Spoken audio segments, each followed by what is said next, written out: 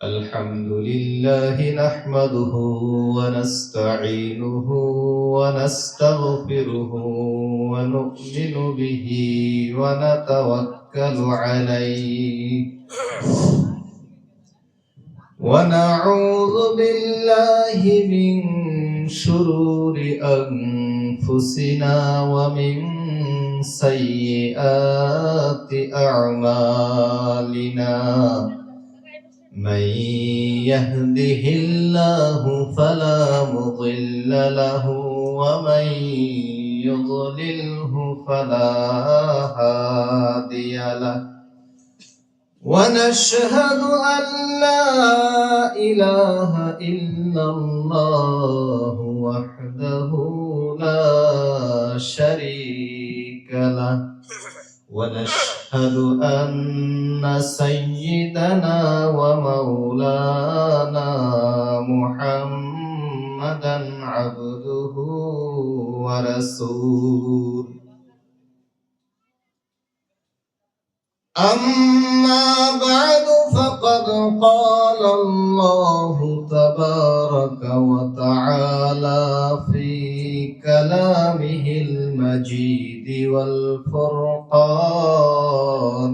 الحميد أعوذ بالله من الشيطان الرجيم بسم الله الرحمن الرحيم قل إن كنتم تحبون الله فاتبعوني يحببكم الله ويغفر لكم ذنوبكم والله غفور رحيم وقال تعالى في موضع آخر قل هل يستوي الذين يعلمون والذين لا يعلمون وقال النبي صلى الله عليه وسلم وفي حديث الشريف عن أنس بن مالك رضي الله تعالى عنه قال رسول الله صلى الله عليه وسلم لا يؤمن أحدكم حتى أكون أحب إليه من والده وولده والناس أجمعين وقال النبي صلى الله عليه وسلم وفي حديث آخر طلب العلم فريضة على كل مسلم ومسلمة أو كما قال عليه الصلاة والسلام أما بعد جناب আজকের এই মহা দিনী জলসার মহামান্য অতি শ্রদ্ধার সম্মানের সম্মানিত জনাব হযরত মাওলানা আব্দুর রহমান সাহেব এই মাদ্রাসার সদরুল মুদাররিসিন এবং কি আমারও বাল্যকালের উস্তাদ মহামান্য সভাপতি সাহেব স্টেজে উপস্থিত এই অঞ্চলের বিশিষ্ট উলামায়ে কেরাম আমার সম্মুখে বসে থাকা দিন পিপাসিত আল্লাহ রাসূল প্রেমিক মুরব্বী ও যুবক ভাই বন্ধু সকল পর্দার আড়ালে বসে থাকা মা ও ভগ্নী সকল আল্লাহ রাব্বুল আলামিনের লক্ষ কোটি শুকরিয়া যে মহান আল্লাহ রাব্বুল আলামিন গেরজাইপাম হুসাইনিয়া মাদ্রাসাতুল বানাতের উদ্যোগে আজকে যে দ্বীনি জলসার আয়োজন করা হয়েছে উক্ত জলসায় আমাদেরকে আসিয়া আল্লাহ এবং রাসূলের আলোচনা শোনার জন্য তৌফিক দিয়েছেন। আল্লাহ রাব্বুল আলামিন কোরআনে কারীমের মধ্যে ঘোষণা করেন, লা ইন শাকারতুম লা আযীদান্নাকুম ওয়া লা ইন কাফারতুম ইন্না আযাবি লাশাদীদ। ও আমার বান্দা, দুনিয়ার মুখে যদি কোনো আমার বান্দা আমার নিয়ামত পাওয়ার পরে আমি আল্লাহ রাব্বুল আলামিনের শুকরিয়া আদায় করে আমার নিয়ামতের শুকরগুজার হয়, আমি আল্লাহ রাব্বুল আলামিন ওই বান্দাকে আরো নিয়ামত বাড়াইয়া দেই। জোরে জোরে বলুন সুবহানাল্লাহ। তাই ভাই, আমরা যে আল্লাহর পক্ষ থেকে নিয়ামত পাইছি, এই নিয়ামতের প্রত্যেকেই শুকরিয়া আদায় করি আলহামদুলিল্লাহ। আরো মুহাব্বতের সহিত জোরে আওয়াজ তুলিয়া বলুন আলহামদুলিল্লাহ। আল্লাহ রাব্বুল আলামিন আরো বলেন, ওয়ালা ইন কাফারতুম ইন্না আযাবি লাশাদীদ।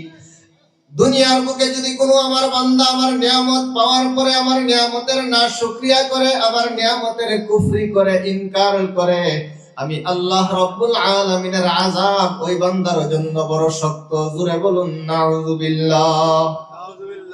ভাই, আল্লাহ রাব্বুল আলামিনের প্রশংসা আদায়ের সাথে সাথেই জনাব নবী আখিরুজ জামান জনাব হযরত মুহাম্মদ মুস্তাফা সাল্লাল্লাহু আলাইহি ওয়াসাল্লামের প্রতি আমরা দুরূদ পড়ে নেই সাল্লাল্লাহু আলাইহি ওয়াসাল্লাম।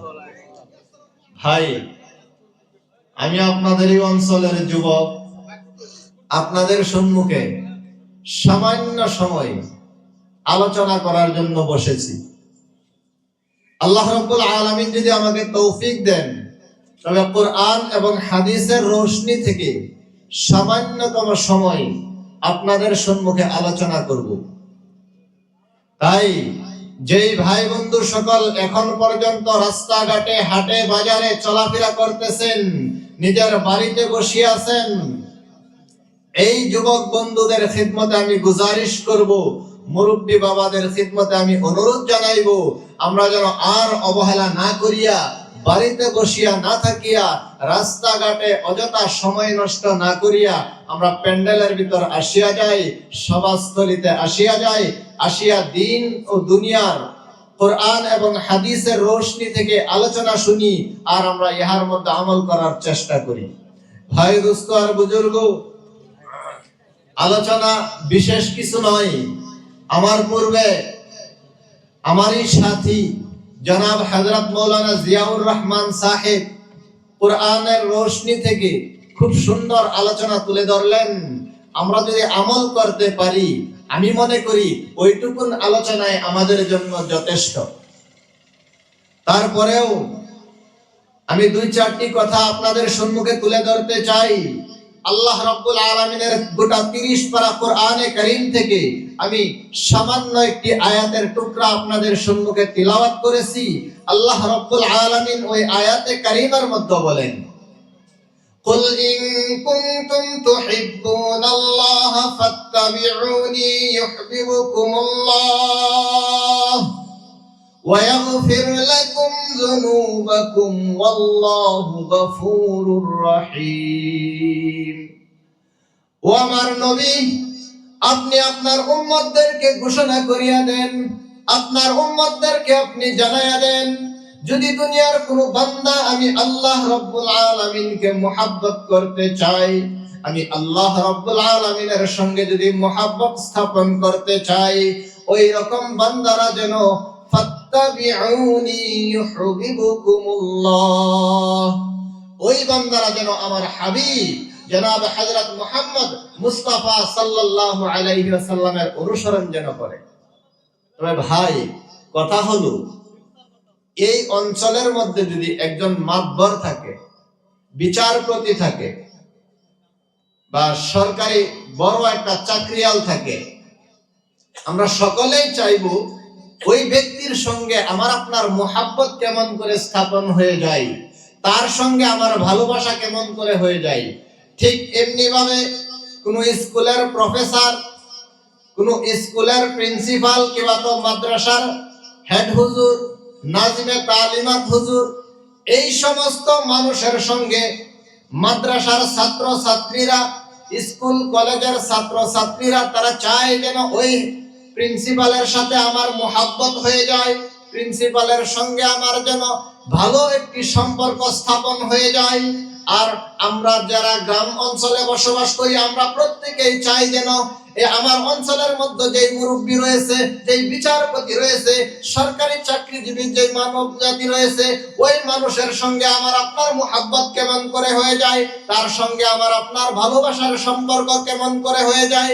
কারণ দুনিয়ার জগতে চলার সময় যদি আমি কোনো মুসিবতের মধ্যে লিপ্ত হয়ে যাই, আমাকে যদি কোনো মুসিবতের মধ্যে ফেলে দেওয়া হয়, আমি যেন ওই মাতবরের আশ্রয় নিতে পারি, আর ওই মাতবরের সহায় নিয়ে যেন দুনিয়ার মুসিবত থেকে আমি ফারিগ হয়ে যেতে পারি। স্কুল মাদ্রাসার ছাত্র ছাত্রীরাও এমনি ভাবে চাই, যদি এই প্রিন্সিপালের সঙ্গে আমার সম্পর্ক ভালো হয়ে যায়, আমি যদি স্কুলের মধ্যে কোনো অন্যায় করে ফেলি, আমার দ্বারা যদি কোনো ক্ষতি হয়ে যায়, তাহলে নিশ্চয়ই ওই কানুনের কারওয়াই থেকে, এই কানুনের কারওয়াই থেকে আমি বেঁচে যাব। এই জন্যই হেড হুজুরের সঙ্গে, হেডমাস্টারের সঙ্গে একটি ভালো সম্পর্ক স্থাপন করতে চাই, চাই কিনা ভাই? চাই না? এক বাপের যদি সব বাদ দিছি, 6টা পোলাপান আছে বা 10টা পোলাপান আছে, প্রত্যেকটা পোলাপানে চায় বাপের লগে আমার একটা ভালো সম্পর্ক হয়ে যাবে। এই জন্যই চাই বাপের যেহেতু গভর্নমেন্ট জব আছে, চাকরি আছে, কিছুদিন পর বাবা যখন রিটায়ার্ড হয়ে যাবে, পেনশন পাওয়া ধরবে, কিছুদিন পরে বাবা কবরে চলে যাবে, আমি যদি সম্পর্ক বাবার সঙ্গে ভালো থাকে, ওই পেনশনের টাকাগুলো আমি আত্মসাৎ করতে পারবো, নিশ্চয়ই আমাকে সমঝায় দেওয়া যাবে। বা এটা চায় নাকি? প্রত্যেক মানুষই চায় যে একজন মাতবরের লগে, একজন বিচারপতির লগে, থানার ওসির লগে, কিবা তো স্কুল মাদ্রাসার হেড হুজুর, হেডমাস্টারের লগে ভালো সম্পর্ক করতে প্রত্যেকেই চায়, চায় না? তবে ভাইরা, দোস্ত আর বুজুর্গ, আসমান এবং জমিনের মালিক, গোটা জগতের মালিক, গোটা জগতের খালিক এবং রাজ্জাক যিনি আল্লাহ রাব্বুল আলামিন, এই জগতের বাদশা, আখিরাতের বাদশা, জান্নাত এবং জাহান্নামের মালিক যিনি, আমরা প্রত্যেকেই নিশ্চয় চাই যে ওই আল্লাহ রাব্বুল আলামিনের সঙ্গে আমার আপনার কেমন করে মুহাব্বত হয়ে যায়, আল্লাহ রাব্বুল আলামিনের সঙ্গে আমি আপনি কেমন করে ভালো সম্পর্ক স্থাপন করতে পারি। কেননা আল্লাহ রাব্বুল আলামিন যেই আল্লাহ জান্নাত এবং জাহান্নামের মালিক, 18,000 মাখলুকাতের মালিক, এই গোটা জগতের মধ্যে যত মুখ্যমন্ত্রী, প্রধানমন্ত্রী রয়েছে, হাজারো হাজার, লক্ষ লক্ষ মুখ্যমন্ত্রী, প্রধানমন্ত্রীর মালিক আমার আপনার আল্লাহ, যে আল্লাহ জান্নাতের মালিক, জাহান্নামের মালিক। আমিও এমন ভাবে আমরাও চাই যেন আল্লাহর সঙ্গে আমাদের ভালোবাসার সম্পর্ক হয়ে যায়, কারণ আমি আপনি একদিন নিশ্চয়ই মারা যাব। কেননা আল্লাহ রাব্বুল আলামিন কোরআনে কারীমের মধ্যে ঘোষণা করেন, কুল্লু নাফসিন যায়িকাতুল মাউত, সমস্ত জিন্দা প্রাণীকে, যত প্রাণীর ভিতরে আল্লাহ রাব্বুল আলামিন জান দিয়েছে, যত মাখলুকাতের ভিতরে আল্লাহ রাব্বুল আলামিন আত্মা দিয়েছে, সমস্ত রূহওয়ালা জিনিস একদিন মৃত্যুর স্বাদ পান করতেই হবে।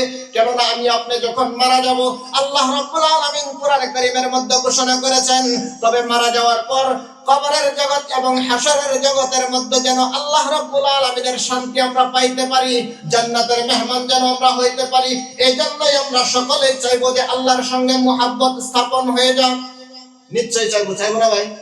কে কে চাই যে আল্লাহর সঙ্গে আমার আপনার মুহাব্বত হোক? দেখি হাত উঠাইছে দেখি। ইনশাআল্লাহ ভাই, আমরা সবই তো চাই আল্লাহর সঙ্গে মুহাব্বত স্থাপন করতে, চাই কি চাই না? আর আগে যদিও আমরা চাইছি না, আজকে যেহেতু বুঝলাম জান্নাত আর জাহান্নামের মালিক আল্লাহ, আজকের থেকে ইনশাআল্লাহ সকলেই চাই আত্মসা করে আল্লাহর দেখান যে আল্লাহ রাব্বুল আলামিনের সঙ্গে ভালো সম্পর্ক করতে আমরা সকলেই চাই। তবে ভাই, একটা শর্ত আছে, চাই তো আমরা মুহাব্বত সৃষ্টি করতে চাই না, তবে একটা শর্ত আছে। শর্তটা গেলা গেলা মান মাইলে আত্মসা করেননি। আল্লাহ রাব্বুল আলামিন বলেন, ফাত্তাবিউনি ইউহিব্বুকুমুল্লাহ। এই শর্তটুকুন হলো আল্লাহর হাবিব সাল্লাল্লাহু আলাইহি ওয়াসাল্লামের অনুসরণ আমাদেরকে করতে হবে। ভাইরা আমার, বন্ধুরা আমার, যেহেতু সময় খুব কম, আমি খুব কম সময়ের ভিতরে আমার আলোচনা আমি শেষ করতে চাই। ভাই, আল্লাহ রাব্বুল আলামিন যেহেতু এই জগতের মধ্যে নাই, আল্লাহর নবী সাল্লাল্লাহু আলাইহি ওয়াসাল্লাম দুনিয়ার বুকে নাই, মদিনার জমিনের নিচে নবী অন্ধকার কবরে শুয়ে আছেন। এই নবীর সঙ্গে তো আমরা মুহাব্বত কেমন করে করব? আল্লাহর নবী সাল্লাল্লাহু আলাইহি ওয়াসাল্লাম হাদিসের মধ্যে বলেন, লা ইউমিনু আহাদুকুম হাত্তা আকুনা আহাব্বা ইলাইহি মিন ওয়ালিদিহি ওয়া ওয়ালাদিহি ওয়ান নাসি আজমাইন। দুনিয়ার বুকে কোনো মানুষ এতক্ষণ পর্যন্ত পরিপূর্ণ ঈমানওয়ালা হতে পারবে না, এতক্ষণ পর্যন্ত কোনো মানুষ পরিপূর্ণ মুসলমান, পরিপূর্ণ ঈমানদার হইতে পারবে না যতক্ষণ পর্যন্ত তার অন্তরে আমি নবী সাল্লাল্লাহু আলাইহি ওয়াসাল্লামের মুহাব্বত, তার মা বাবা, ছেলে মেয়ে এবং কি গোটা জগতের সমস্ত মানব জাতির চাইতে বেশি মুহাব্বত না হবে। ভাই চিন্তা করছেন আল্লাহর নবী কি কইছে?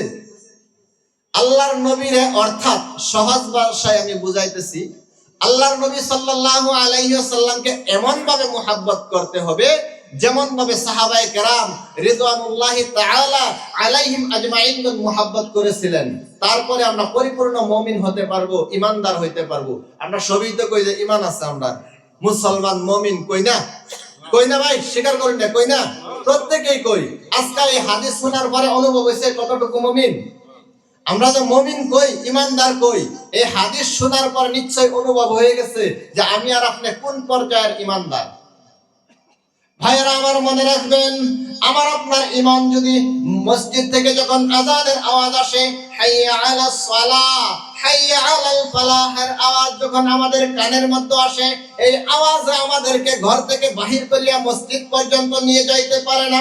অর্থাৎ আযানের আওয়াজ শুনিয়ে আমরা কাজ ছেড়ে দিতে পারি না। আযানের আওয়াজ শোনার পর আমরা ঘুমায়া থাকি, আযানের আওয়াজ শোনার পরেও আমরা খেতকৃষি কাজ করতে থাকি। এই ঈমান কেমন করে আমাকে আপনাকে জাহান্নাম থেকে বাহির করিয়া জান্নাতের মধ্যে প্রবেশ করাইবে? চিন্তা করে দেখছেন? যেই ঈমানে আমারে আপনারে আযানের আওয়াজ শুনে ঘর থেকে বাইর করে মসজিদে নিতে পারে না, এই ঈমানে দুজহের থেকে বাইর করে বেহেশতে নিতে পারবো কি? তা ঈমানদার দাবি করলে লাভ আছে? লাভ আছে কি ভাই? আমি যদি কই আমি ঈমানদার, এই ঈমান আমার ভিতরে থাকতে হবে, থাকতে হবে না? ভাই দোস্ত বুজুর্গ, ঈমান কেমন করে আসে, ঈমান বস্তুটা কি, আর ঈমান কেমন করে আমাদের মধ্যে থেকে চলে যায়? আল্লাহর নবী সাল্লাল্লাহু আলাইহি ওয়াসাল্লামকে কেমন করে মুহাব্বত করতে হয়, সাহাবায়ে কেরাম রিদওয়ানুল্লাহি তাআলা আলাইহিম আজমাইন আল্লাহর নবীকে কেমন করে মুহাব্বত করতেন? সাহাবায়ে কেরাম রাদিয়াল্লাহু তাআলা আনহু নিজের ছেলে মেয়ে মা বাবা সমস্ত কিছুকে আল্লাহর নবীর জন্য কুরবান করে দেওয়ার জন্য প্রস্তুত ছিলেন। সাহাবায়ে কেরাম নিজের সম্পদকে আল্লাহর নবীর জন্য কুরবান করে দেওয়ার জন্য প্রস্তুত ছিলেন। একজন সাহাবীর ঘটনা আমি বলতেছি।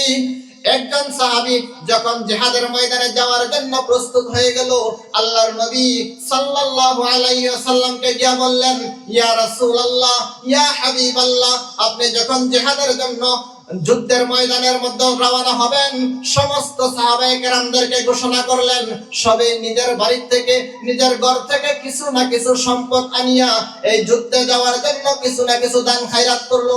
আমি এমন এক হতভাগা সাহাবী, আমি এমন এক কপাল পোড়া সাহাবী, আমার ঘরের মধ্যে, আমার বাড়ির মধ্যে একটা টাকাও নাই, এক মুষ্টি চাউলও নাই যে আমি জিহাদের জন্য দান করব আর আপনার এই এত সওয়াবের অংশীদার আমি হয়ে যাব, এমন কোনো ক্ষমতা আমার নাই।